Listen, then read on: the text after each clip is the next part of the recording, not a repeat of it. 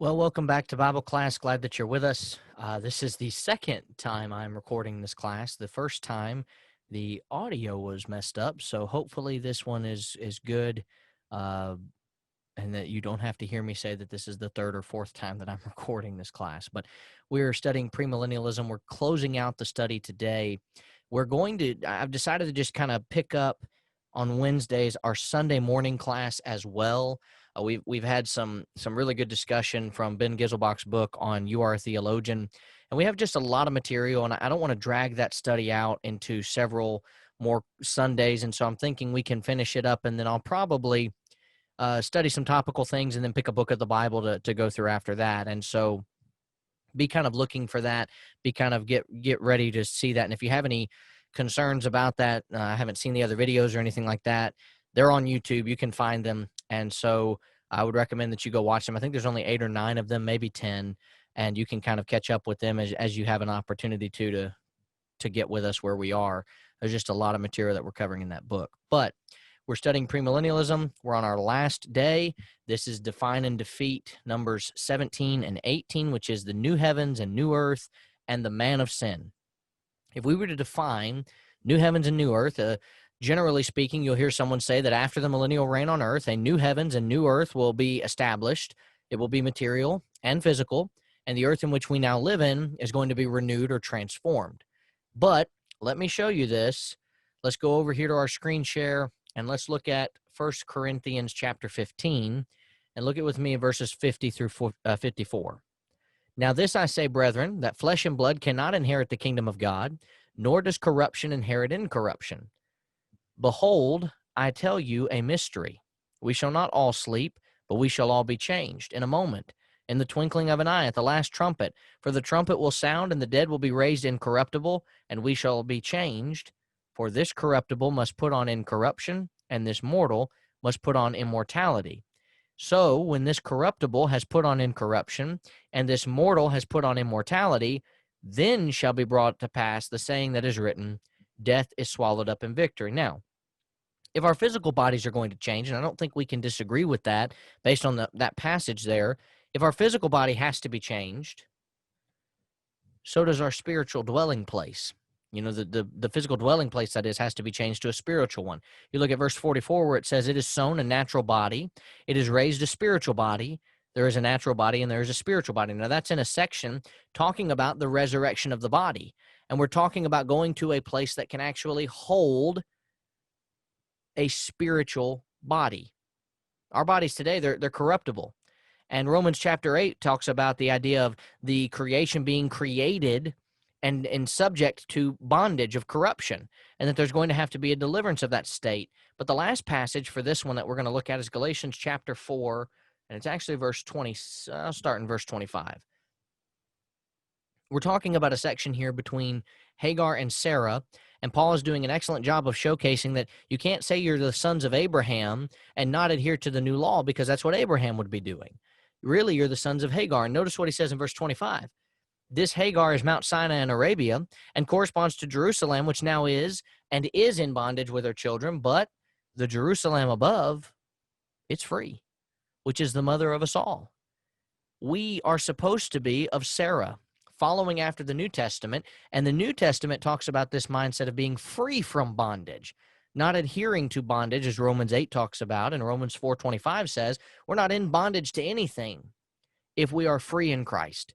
And so the new heavens and new earth, there's nothing in the New Testament that supports that God is going to renovate this place that we're living on. We sometimes sing the song, this world is not my home, I'm just passing through, but a lot of people in the world, they don't really mean that. What they're hoping will happen is, this world is not my home, I'm just passing through until God comes and renovates it and I can actually live on it. We're going to have a spiritual dwelling place, because our body is going to be made for a spiritual dwelling place. Now, let's go to 2 Thessalonians chapter 2, and we're going to study our last section of our Define and Defeats. This is the man of sin. If you look at this in this here in Esor, they call him the man of lawlessness. He has a couple of different names. You have man of sin, man of lawlessness. Some people will generally try to equate him to the Antichrist, but there's no real indication of that at all. I mean, I think he was Antichrist. He was definitely not following after the Lord, but he's not the Antichrist that you sometimes hear or read about on the news or see on social media where it's the Antichrist is coming. And some others say that he's actually Satan himself. But in verse 9, it says, the coming of the lawless one is according to the working of Satan, with all power, signs, and lying wonders, and with all unrighteous deception among those who perish, because they did not receive the love of the truth, that they might be saved.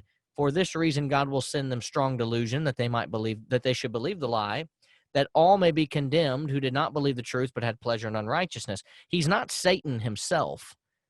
And let's talk about that in just a moment. But the last part of this is he has an anti-God power that's going to arise before the future day of the Lord. And so he's going to make himself known, make himself seen.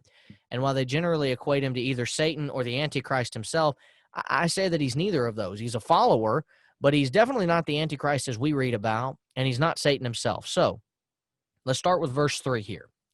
Let no one deceive you by any means, for that day will not come unless the falling away comes first, and the man of sin is revealed, the son of perdition. Now, this wicked one, this man of sin, is referred to as the ultimate punishment for falling away from the faith. That's 2 Thessalonians 2:3. You drop down to verse 8, and it says, then the lawless one will be revealed, whom the Lord will consume with the breath of his mouth and destroy with the brightness of his coming. This man of sin, he's going to be revealed. It's not going to be future. He will be revealed.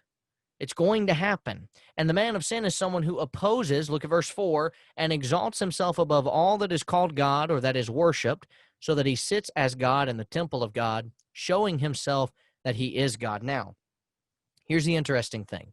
Many people want to point to the papal system or the Pope, the Church of Rome, and they want to tell you that that is clear evidence in this passage that this is talking about Catholicism, and the Pope is the man of sin. I'm not saying that's impossible. It's definitely possible that that's true, but I do think that verse 4, where it talks about him sitting on the throne of God and acting as if he is God, fits more in line with a secondary person, and that's the Jewish high priest. And the reason I say that is the Jewish high priest in the New Testament was sitting on the throne, was acting as though he was the authority. He was acting like he was God himself, and he even said as much. You dare speak to me this way, essentially when he was met with certain individuals of the Lord's way. And so I think it makes more sense when you study the context of this to look at the Jewish high priest. Now, that doesn't mean that it's impossible, that it is the Pope, but it doesn't mean that without a doubt it's the Pope. And I think one of the things that we've studied this quarter together is that dogmatic statements about the Bible that you can't prove are foolish statements. I can't prove who the man of sin is legitimately. I have evidence that I believe supports my theory, but I can't say, well, verse 6 tells me exactly who he is. And it doesn't. Verse 6 says, now you know what is restraining, that he may be revealed in his own time. That doesn't tell me anything about who he is. It just tells me that he will be around and he will be revealed at some point. And so as we've studied this quarter together, I thank you. I'm excited that we got to study this. It's a topic that's relevant today, especially with the pandemic, especially with what's going on in our country. People are acting and going around and saying that these are the signs of the times, the signs of the end times. Well, here's the thing. I don't believe that they are. I believe they are signs of a time of increasingly immorality in this country, increasing wickedness in this country. Paul wrote that the men of evil, they would wax worse and worse, and that's exactly what's happening. We have got to get back to the Bible. We have got to get back to the truth. We cannot keep going down this path. You want to wonder why our world and our country is so messed up? Look on the streets, look around, and see what's going on in our homes, see what's going on in our government, see what's going on in our, and I'm not to say that there's no people in government that are doing good things and there are no homes that are good, but you look at what's going on in the general homes of our country and even our world, and you really wonder why we're dealing with these problems. This is not a sign of the end of the world. No one's going to have that. Matthew chapter 25, 24 and 25. No one's going to have that. Only God has that. But these are signs of a time of increasingly evil and wicked times in our nation. And we have hope. We have time to get back to God. Like I mentioned, on Wednesday, we'll pick up what we're doing on Sundays. And so this Sunday, we're talking about the canon of the Bible, how we can know what is truly from God and what is not. And then we'll continue to pick up in that study on Wednesdays and Sundays. And when we finish that book, we'll go on to some topical lessons to finish out that quarter. And then hopefully we can get back to Bible class in person at some point in the future. And maybe when we do that, we'll be able to study a book of the Bible together. But until then, I want to thank you for studying with us. And Lord willing, we'll see you next week.